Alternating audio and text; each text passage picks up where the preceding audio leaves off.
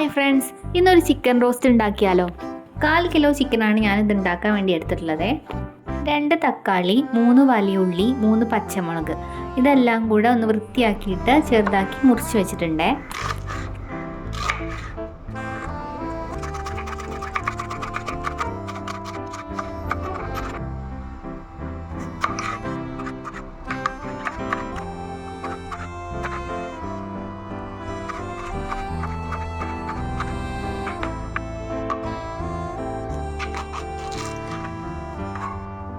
ഒരു കഷ്ണം ഇഞ്ചിയും കുറച്ചല്ലിയോളം വെളുത്തുള്ളി എടുത്തിട്ട് ഒന്ന് ഇഞ്ചി വെളുത്തുള്ളി പേസ്റ്റും കൂടെ ഉണ്ടാക്കി വെച്ചിട്ടുണ്ട്.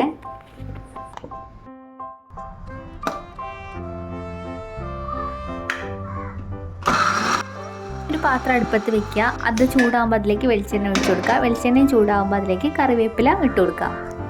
കറിവേപ്പില ഇട്ടതിന് ശേഷം ഇതിലേക്ക് മുറിച്ച് വെച്ചിരിക്കുന്ന സവാള കൂടെ ചേർത്ത് കൊടുത്തിട്ട് കുറച്ച് ഉപ്പ് ഇട്ട് കൊടുക്കുക. ഉപ്പിട്ടാൽ നന്നായിട്ട് വാടി കിട്ടുമല്ലോ. അങ്ങനെ ഉപ്പിട്ടിട്ട് എന്നിട്ട് ഒന്ന് ഇളക്കിയതിന് ശേഷം ഒന്ന് മൂടി വെച്ച് വേവിക്കുക. ഇത് മീഡിയം ഫ്ലെയിമിൽ വെച്ചാൽ മതി, അല്ലെങ്കിൽ ലോ ഫ്ലെയിമിൽ വെച്ചിട്ടൊന്ന് മൂടി വെച്ച് വേവിക്കാം. അപ്പോൾ പെട്ടെന്ന് വാടി കിട്ടും. ഇതൊന്ന് വാടിയതിന് ശേഷം ഇതിലേക്ക് മുറിച്ച് വെച്ചിരിക്കുന്ന തക്കാളിയും പിന്നെ പച്ചമുളകും കൂടെ ചേർത്ത് കൊടുക്കുക. എന്നിട്ടും നന്നായിട്ട് ഇളക്കി കൊടുക്കുക.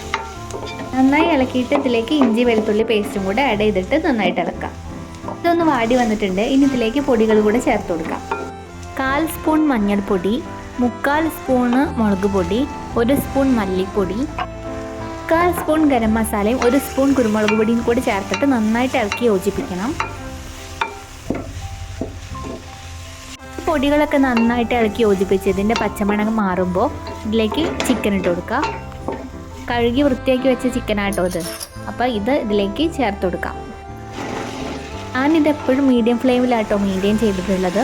അങ്ങനെയാകുമ്പോൾ അടി പിടിക്കുന്നത് ഒഴിവാക്കാമല്ലോ. ചിക്കനും മസാലയും എല്ലാം കൂടെ നന്നായിട്ട് മിക്സ് ചെയ്യുക. ചിക്കനിൽ നന്നായിട്ട് ഇത് പിടിക്കട്ടെ. അങ്ങനെ രീതിയിൽ നന്നായിട്ട് മിക്സ് ചെയ്യണം.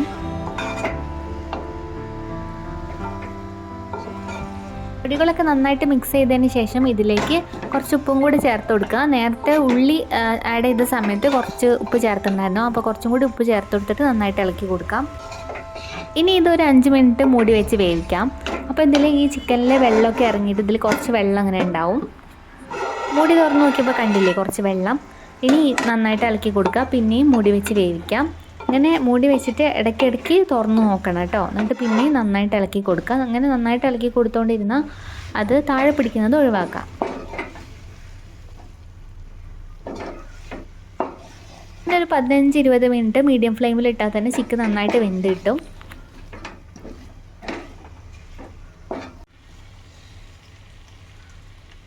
ചിക്കൻ നന്നായിട്ട് വെന്ത് കഴിഞ്ഞാൽ കുറച്ച് കറിവേപ്പിലയും പിന്നെ അതുപോലെ മല്ലിയില മുറിച്ചതും കൂടെ ചേർത്ത് കൊടുത്തിട്ട് നന്നായിട്ട് ഇളക്കി കൊടുക്കുക.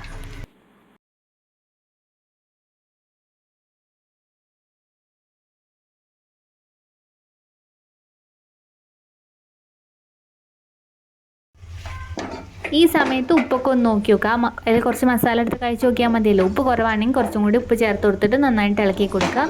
ഇപ്പം നമ്മുടെ ചിക്കൻ റോസ്റ്റ് ഇവിടെ റെഡി ആയിട്ടുണ്ട്.